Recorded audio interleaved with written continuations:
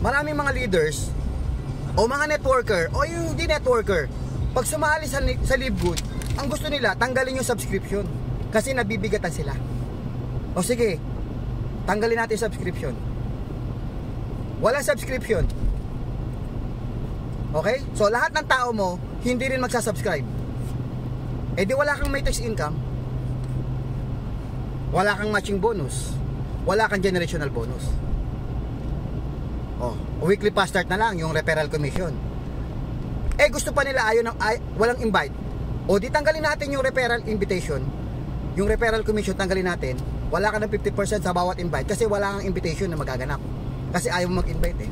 O tanggalin natin. Eh di wala kang weekly fast start, wala kang matrix, wala kang generational, wala kang matching bonus. Ano negosyo mo? Eh di para ka na lang SNR, para ka na lang Amazon. Walang negosyo. Ang kumikita, company na lang. Ibig sabihin, walang opportunity na kumita tayo.